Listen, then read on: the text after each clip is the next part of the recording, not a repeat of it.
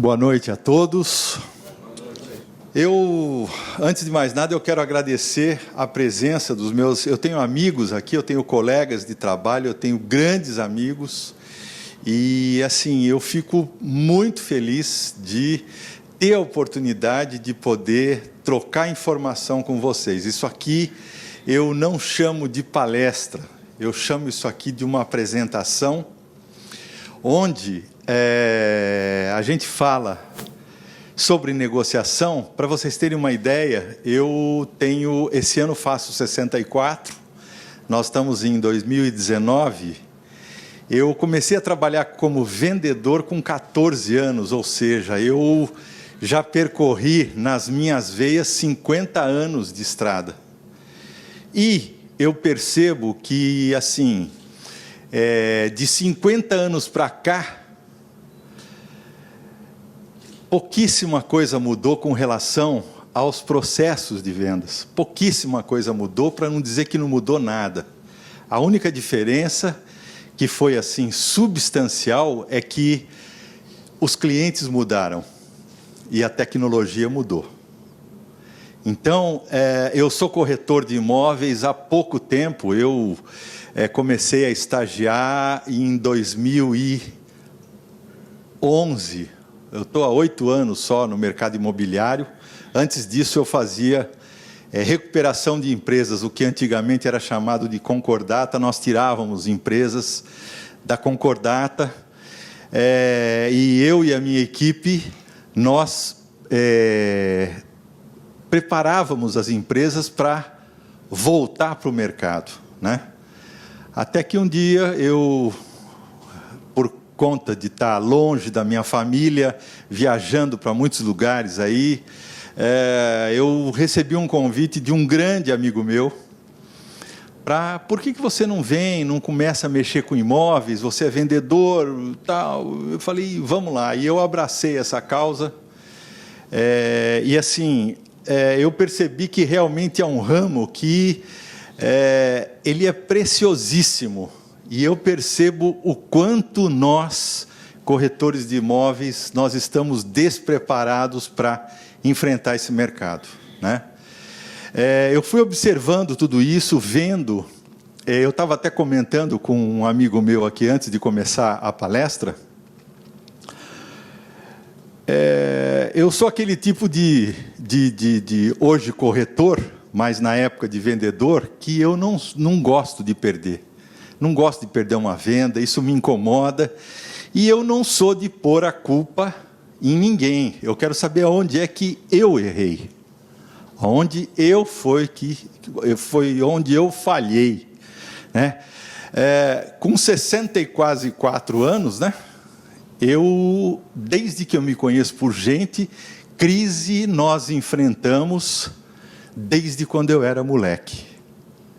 Então, dizer que a crise é que está deixando as coisas dessa forma, eu não acredito nisso, nunca acreditei. E toda vez que eu ouço alguém falar, não, porque a crise, o governo, eu lembro aquela história do cocô e da mosca, né? Só muda a mosca. Desde que eu estou no mercado é assim. Então, está sempre tudo turbulento, está sempre tudo com problema, está sempre tudo com dificuldade. Só que os meus amigos que são corretores há mais de 10, 15, 20 anos, me dizem que era muito mais fácil vender há 20 anos atrás do que hoje. Óbvio, né? Hoje você tem um cliente que, se ele tiver vontade de comprar uma casa com 3 suítes no centro da cidade, na rua XYZ, ele entra na internet, ele vê todas que tem disponíveis, e quando ele for visitar uma daquelas, e tiver um corretor que for acompanhá-lo, esse corretor tem que estar com a coisa na ponta da língua. Por quê? Porque o cliente, quando vai, ele já sabe o que ele quer. Então, hoje é muito mais difícil de vender do que antigamente. E, em cima dessas minhas andanças, eu percebi o quê? Que o ponto nevrálgico do processo todo de venda é a negociação, que é o momento que não depende exclusivamente do vendedor, no nosso caso, do corretor de imóveis. Por quê? Porque você tem um oponente do outro lado que você não sabe, não o conhece, não sabe do seu perfil, suas características e como ele está preparado para comprar o imóvel com você. E aí que a gente vê muita coisa não dando certo. Muita coisa não dando certo. Muita venda não sendo efetivada. E daí vem todas as desculpas em cima disso depois. E o que acontece? Em função disso, eu resolvi me aprofundar um pouco mais. E foi de onde surgiu esse material, que ele vem de Harvard, de um curso de mestrado de Harvard, feito pelos melhores negociadores estratégicos que existem na atualidade no mundo, que são negociadores que cuidam de resolução de conflitos, de catástrofes, de acidentes aéreos, de rompimento de barragens e outras coisas mais. Eles mexem com bilhões e brigam com seguradoras e por aí vai, né? E eu recebi esse material e eu falei, agora então eu vou montar alguma coisa para ver se eu consigo melhorar o meu trabalho e se isso começar a dar certo, eu vou me arriscar de compartilhar isso com os outros. Então esse é o motivo de eu estar aqui hoje com vocês. Eu espero que eu não passe de meia hora, 40 minutos no que eu vou falar. E assim, eu resolvi criar uma comparação, uma analogia com um jogo de xadrez. Por isso que na brincadeira, vocês estão vendo aqui, negociação estratégica é o checkmate para o sucesso, né? Porque é realmente ali que ou você mata, ou você morre, no bom sentido, né? Então, tá aqui, ó.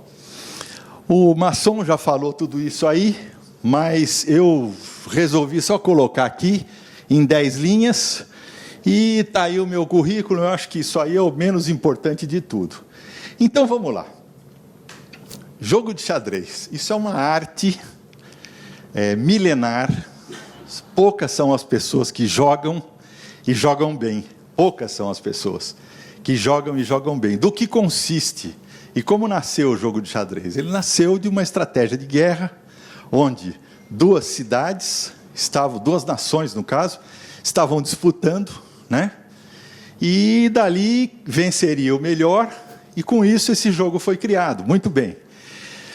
São 64 casinhas com 16 jogadores de cada lado, tendo um rei, uma rainha, e aí vai, torre, bispo, peão, e por aí vai. Muito bem.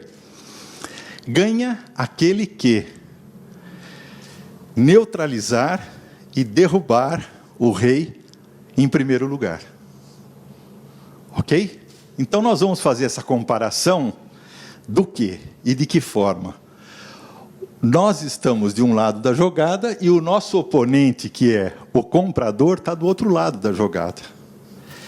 No que consiste essa temática toda do xadrez? Em cada jogador tentar visualizar e antecipar o quê? A jogada que o seu adversário vai fazer. E ele deve estar preparado para quê? Para neutralizar essa jogada e fazer uma próxima que cada vez vai encurralando mais ainda, no bom sentido, o seu oponente, de tal forma que ele consiga chegar até o checkmate. Alguém daqui não conhece xadrez? Alguém aqui não conhece, não joga, nunca jogou? Alguém daqui sabe jogar xadrez? Sabe? Olha que legal. Pô, tem bastante gente que sabe jogar. Jogam habitualmente? Não? Tá. É uma pena, porque assim, o exercício do jogo de xadrez, ele aguça a sua memória exatamente para isso, para você estrategicamente adivinhar qual vai ser a jogada do seu adversário antecipadamente a ele. Tá? E isso a gente treina o quê? A gente treina na nossa vida normal como vendedor. É aí que está o segredo do negócio. Tá? Então, essa é a comparação que eu fiz. Eu separei 5 jogadas em cima daquele material que eu colhi, que eu comentei com vocês. Eu separei 5 jogadas. Essas 5 jogadas vão chegar ao checkmate. Mas eu quero deixar assim explicado para vocês que nem toda negociação dá um resultado de sucesso absoluto. Então, aqui eu não estou me propondo a ser dono da verdade, eu não estou me propondo a dizer que isso é um manual de operações infalíveis, é apenas uma apresentação de uma aula conceito. Tá? E esse conceito, cada um de vocês pode levar para o seu escritório, para a sua mesa de trabalho e ver como vocês querem fazer. Né? Então, é mais ou menos por aí. Primeira jogada, foco. O que é o foco? Foco é o teu objetivo, é o teu alvo. Então você tem que, a princípio, fazer o quê?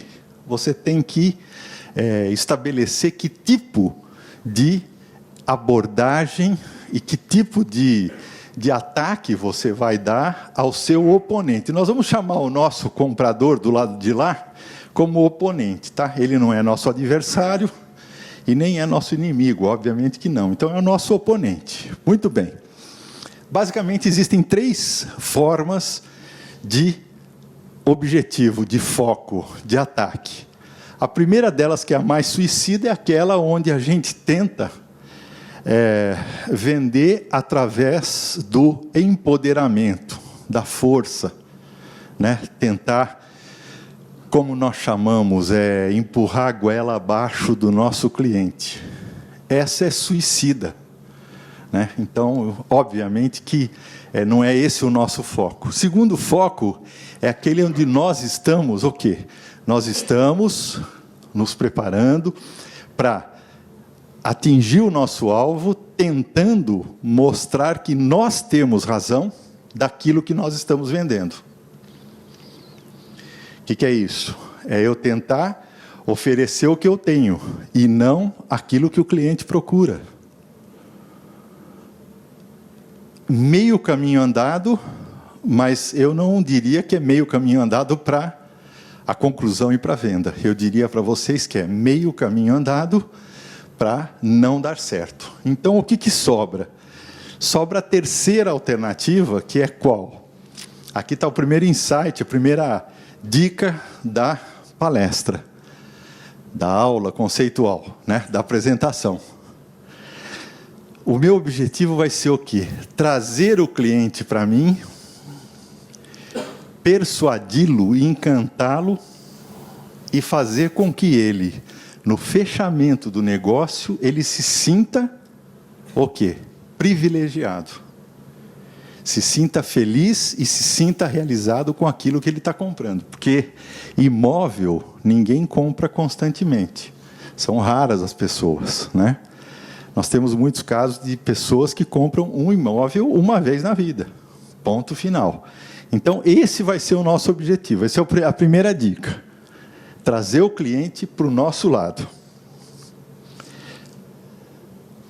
Segunda jogada. São 5. Nós já estamos na segunda, tá? O que vocês estão vendo aí? O que mais? Dedo apontado. Para quem? Um para o outro e 3 para ela. O que mais? Para quem o indicador está apontando? Para você. Exatamente. Então, a segunda jogada, o que é? É você. O que eu quero dizer com isso? Agora é uma parte extremamente importante. O cuidado com as palavras que o negociador usa numa tratativa com seu cliente. O que significa dizer isso?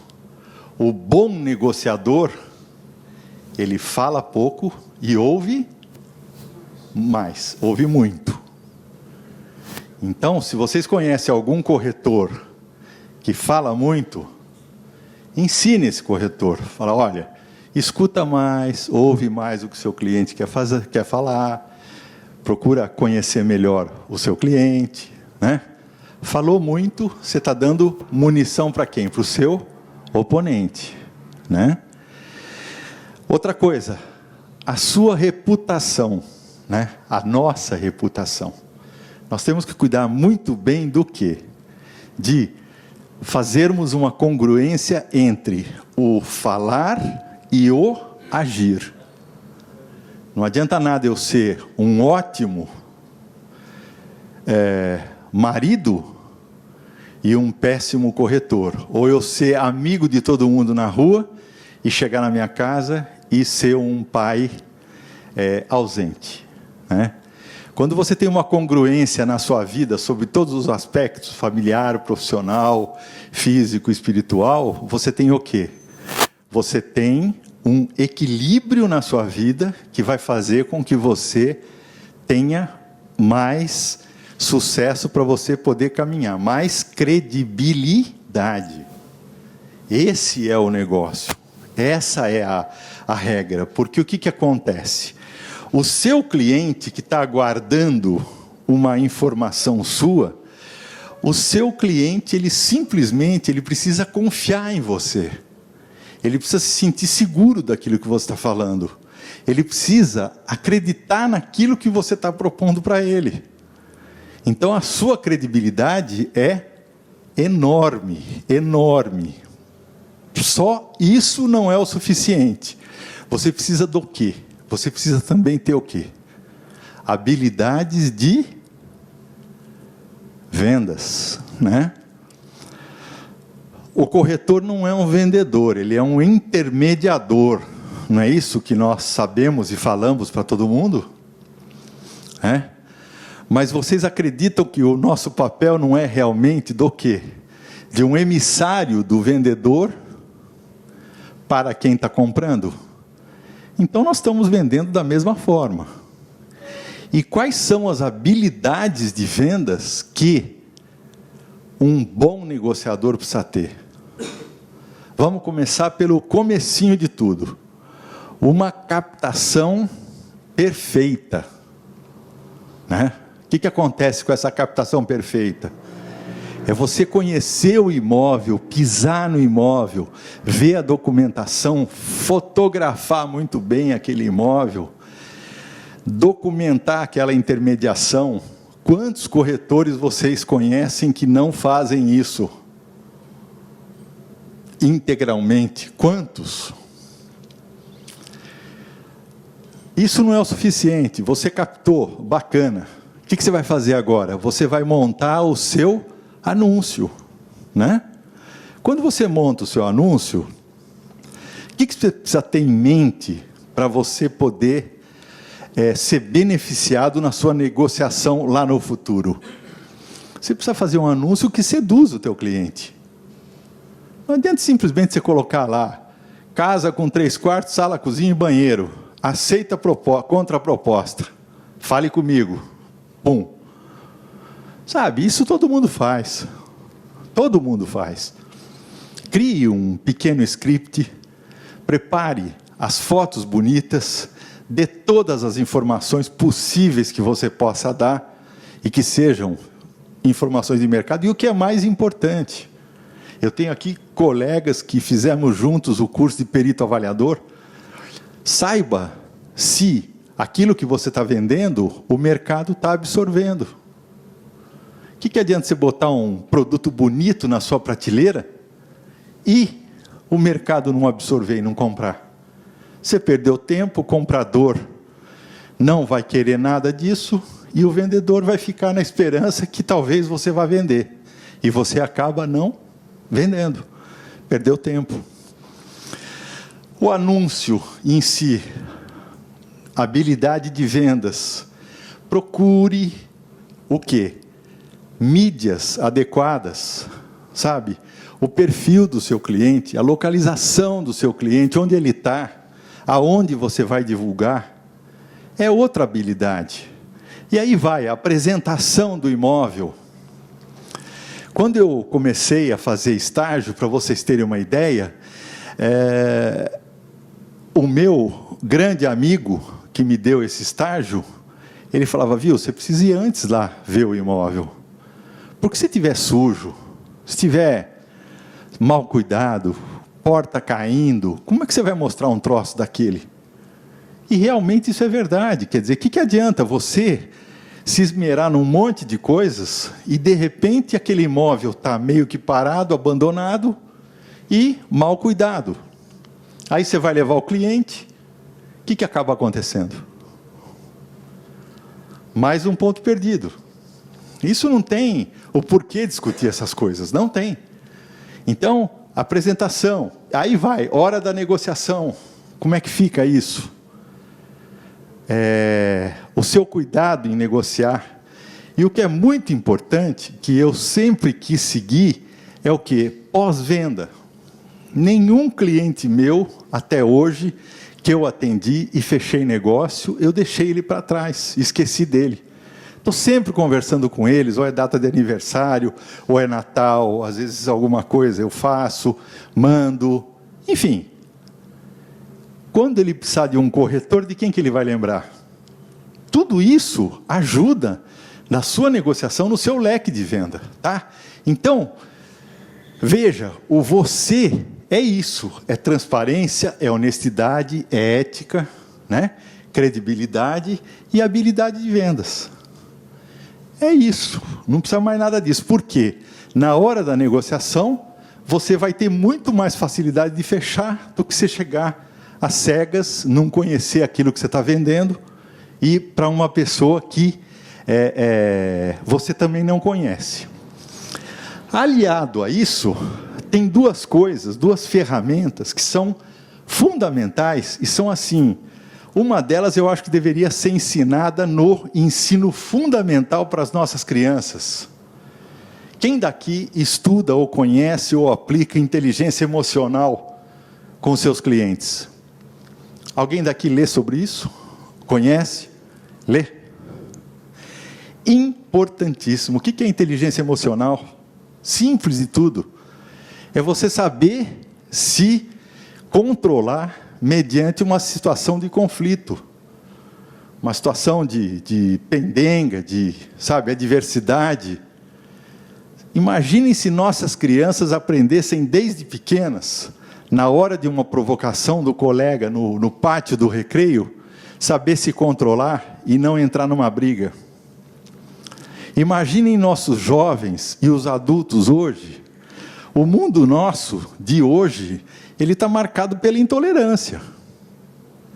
E o que é intolerância? É falta de inteligência emocional. O que é explosão? É falta de inteligência emocional. Né? É você saber contar até 10, é você saber respirar fundo, é você saber reagir num momento de provocação, de adversidade.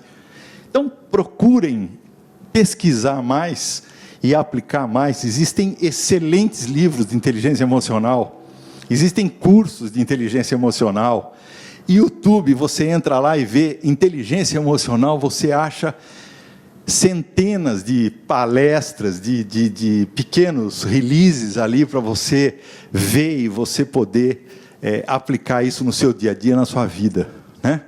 E a segunda ferramenta, que é fundamental, é aquela ferramenta que diz que o corpo fala. Que ferramenta é essa? A PNL, Programação Neurolinguística, né? Quando você fala alguma coisa, você pode estar mentindo. O seu corpo jamais mente, jamais mente. Alguém daqui estuda, lê sobre PNL, assiste sobre PNL?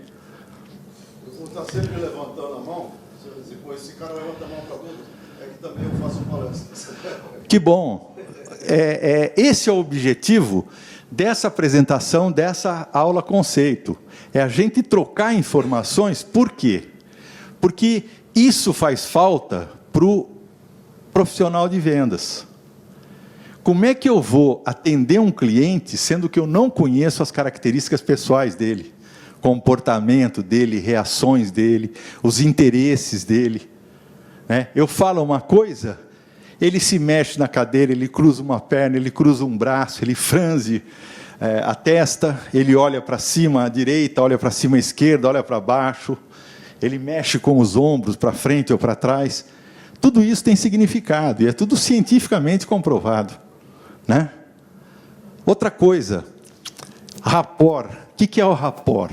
Rapport é a identificação, é o espelhamento em que você pode estar fazendo de uma forma subliminar com o seu cliente, para que ele se sinta igual a você, ou você se sinta igual a ele, para que ele possa o quê? Para que ele possa sentir mais confiança em você. Puxa, eu estou tratando com um dos meus.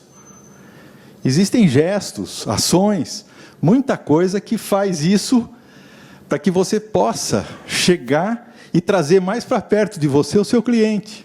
Então, essas ferramentas são fundamentais, inteligência emocional e programação neurolinguística, tá? Isso é para, ali está dizendo você, mas é para todos nós, tá? É uma escola para todos nós. O que é isso aí? Cooperação, está na moda essa palavra, empatia. Então, a gente escuta toda hora, empatia é o poder que uma pessoa tem de se colocar no lugar dos outros. Isso aí é mais velho que, sabe, Maomé. Isso não é tudo. O que é empatia? Eu vi esses dias um conceito ligado à empatia, de uma palavra que me sensibilizou bastante. Vou pedir ajuda para vocês. Essa palavra chama-se misericórdia. Alguém aqui pode me dar a definição de misericórdia? Alguém arrisca? Posso falar? Quase. Misericórdia é você sentir a miséria do outro. E é você fazer o quê? É você agir em favor daquilo, da miséria do outro. Eu achei isso tão legal. Eu falei, isso é empatia. Porque não adianta eu ver uma pessoa morrendo de fome e eu ficar chorando, chegar do lado dela, dar um abraço nela. Vai resolver o problema dela? Não. Eu preciso fazer alguma coisa. Empatia para o meu cliente. O que eu faço? Eu preciso ouvir o meu cliente, ouvir as dores do meu cliente, as necessidades, os sonhos que ele tem. Sabe, para quê? Aí que está. O bom negociador é um bom ouvinte. Porque eu sabendo o que ele quer, não fica mais fácil para eu falar para ele, vem cá, me dá tua mão que eu vou te ajudar. Eu vou ajudar a resolver seu problema. É isso. Isso é empatia. Entendeu? Então, pensem bastante nisso. A empatia é a jogada mais importante desse jogo. Das 5 jogadas, a empatia é a mais importante, é a principal. Porque assim que você abra a guarda do teu cliente, ouça e descubra quais são as necessidades dele, você quebrou o ritmo de jogo dele. Vocês concordam comigo? Sim ou não? Com certeza, eu não tenho dúvida disso. Então, essa é a terceira jogada. Já estamos no finzinho, viu? Quarta jogada é a lógica. O que é a lógica? A lógica é simplesmente você poder formatar a sua tese de defesa daquilo que você está querendo propor para o seu cliente e vender para o seu cliente, de tal maneira que ele fique sem reações adversas a você. É você deixar de pé a sua teoria, se comprovando com tudo aquilo que ele faz. Então, nós estamos falando agora, levando para o lado da venda, do quê? Das objeções. Não é no momento da negociação que surgem as objeções?